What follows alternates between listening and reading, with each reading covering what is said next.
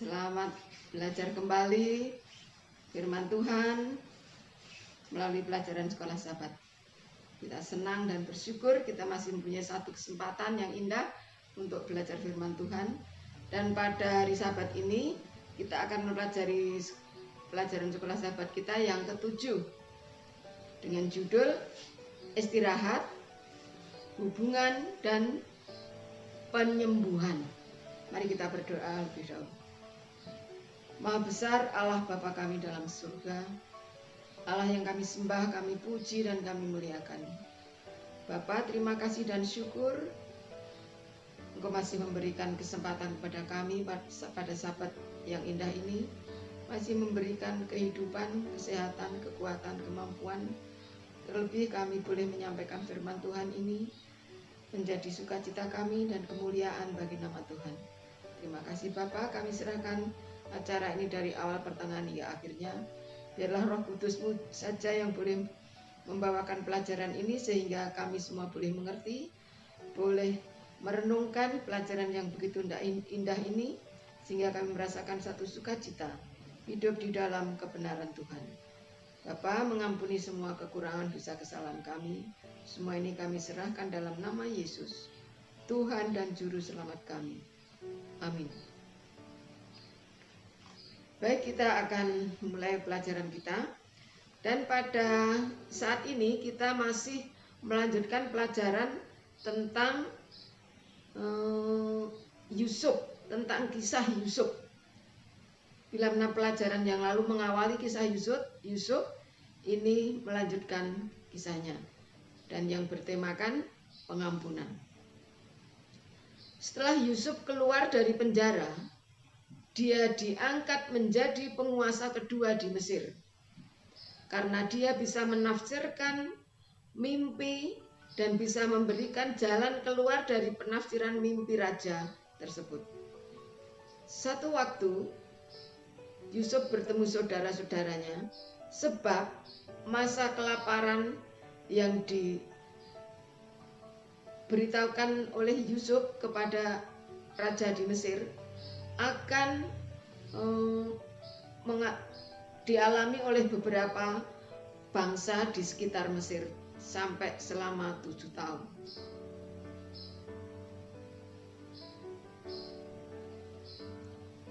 Satu waktu Yusuf bertemu dengan saudara-saudaranya sebab masa kelaparan itu sampai ke tanah Kanaan juga. Bagaimanapun sikap Yusuf sebagai orang yang berkuasa kepada saudaranya, dia terkejut. Terus teringat masa lalunya. Kita bisa baca di dalam Kejadian 42 ayat 7 sampai 20. Kita bisa baca di rumah masing-masing. Tetapi dengan sangat cepat dia menguasai pikirannya. Yang terlintas dalam pikirannya ialah dia rindu pada ayah dan adiknya Benyamin. Dia ingat Yesus telah mengampuni umatnya yang berdosa. Maka dia pun segera ingat komitmennya kepada Tuhan, bahwa dia akan mengikuti Tuhannya. Dia akan meneladani Tuhannya untuk dengan rela memberi pengampunan. Akhirnya mereka diampuni semuanya. Dan pada saat itu Yusuf belum memperlihatkan pada saudara-saudaranya bahwa dia adalah Yusuf. Hanya pada waktu selanjutnya Yusuf menata strategi untuk mengetahui apakah karakter saudara-saudaranya masih sama seperti dulu atau sudah berubah. Dia ingin menguji saudara-saudaranya. Yusuf mengetahui bahwa masa kelaparan masih panjang. Mereka pasti mau datang kembali. Dalam pikiran Yusuf, ini satu kesempatan untuk menguji saudara-saudaranya. Dia menanyakan apakah bapaknya masih ada atau masih punya adik lagi. Dan mereka menjawab bapaknya masih ada dan ada adiknya satu, Benyamin. Kalau mereka mau datang kembali harus membawa Benyamin adiknya untuk mendapatkan gandum. Kalau tidak ada Benyamin, kalau tidak Benyamin besertanya tidak akan diberi gandum. Ternyata saudara-saudaranya tidak sanggup memenuhi permintaan Yusuf. Sebab jika Benyamin dibawa, pasti bapaknya tidak mengizinkan. Dan bapaknya akan merasakan satu kesedihan kedua setelah ditinggal oleh Yusuf. Akhirnya Simeon, saudaranya, menjadi sandera Yusuf. Nah, pada pertemuan berikutnya, mereka betul-betul membawa Benyamin bersama dengan mereka. Akhirnya Yusuf tidak kuat menahan emosinya, rindunya kepada adiknya, dan akhirnya Yusuf menjerit, menangis, meraung-raung sangat keras sambil merangkul adiknya Benyamin. Yusuf mengaku terus terang bahwa dialah Yusuf yang mereka jual sebagai budak beberapa waktu yang lalu. Sambil menangis terseduh, dia merangkul Benyamin adiknya dan mengadakan pesta yang mewah. Dia mengistimewakan Benyamin, tetapi saudara-saudaranya tidak ada yang iri lagi. Pengampunan telah terjadi. Seperti yang kita lihat, Yusuf menawarkan kesempatan kedua untuk hubungan keluarga. Tidak ada dendam, tidak terjatuh kembali ke hal-hal yang terjadi pada masa lalu. Itu bisa terjadi jika semua betul-betul meneladani Tuhan Yesus dalam hal pengampunan. Salib adalah contoh terbaik dalam hal pengampunan. Ketika Yesus tergantung di kayu salib, dia berdoa kepada Bapaknya, "Bapa, ampunilah mereka, karena mereka tidak tahu apa-apa yang mereka perbuat." Kita disuruh mengampuni orang yang menyakiti kita, sama seperti Yesus mengampuni musuh-musuhnya dan orang dosa semuanya. Akhirnya seluruh keluarga Yusuf tiba di Mesir dan disambut dengan sukacita. Setelah terjadi pertemuan bersama-sama dengan Benyamin, akhirnya Yusuf meminta saudara-saudaranya membawa ayahnya sekaligus ke Mesir bersama-sama dengan mereka. Seluruh keluarga besar Yakub, dari keturunan Israel semua, dibawa ke Mesir. Dan akhirnya di Mesir dia ditempatkan di tanah yang terbaik, di Gosen, karena raja berkenan kepada Yusuf. Akhirnya seluruh keluarga besar Yusuf boleh hidup di Mesir dengan aman dan tentram. Inilah sekelumit pelajaran yang telah kita pelajari sepanjang minggu ini. Kita tidak bisa membawa pelajaran ini panjang lebar karena waktu, dan kita sekarang masuk dalam pendalaman. Sebagaimana Yusuf dijual kepada orang kafir oleh saudara-saudaranya sendiri, demikian pula Kristus telah dijual kepada musuh-musuhnya yang paling besar oleh salah seorang dari murid-muridnya. Yusuf dituduh secara palsu dan dimasukkan ke dalam penjara oleh sebab perbuatan baiknya. Demikian pula Kristus telah dinista dan ditolak oleh sebab kehidupannya yang benar dan penuh penyangkalan diri. Itu merupakan satu tempelakan dosa. Dan walaupun tidak pernah berbuat kesalahan, dia telah dihukum atas dasar kesaksian-kesaksian yang palsu.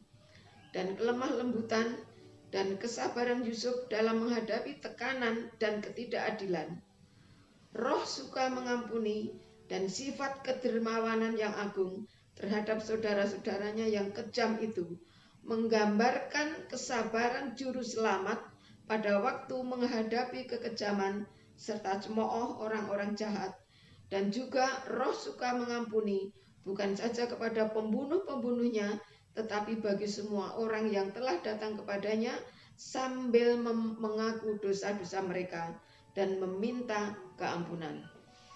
Kalau kita mau dengan jelas pelajaran ini, kita bisa membaca di dalam Alfa Omega jilid 1 halaman 280. Poin yang kedua, tidak ada yang dapat membenarkan roh yang tidak suka mengampuni. Orang yang tidak mengasihi orang lain menunjukkan bahwa dia sendiri bukan orang yang turut mengambil bagian dari karunia pengampunan Allah.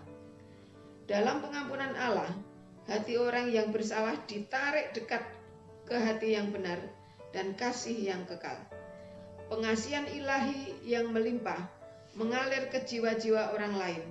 Kelembutan dan pengasihan yang telah ditunjukkan Kristus dalam hidupnya sendiri yang berharga itu akan terlihat dalam diri orang-orang yang menjadi peserta karunia-Nya. Kita juga bisa membaca di dalam seri Membina jilid 5 halaman 128. Inilah cinta kasih Yesus yang diteladani oleh Yusuf. Yesus sendiri dikatakan di sini, Allah tidak pernah memimpin umatnya kecuali mereka sendiri memilih untuk dipimpin.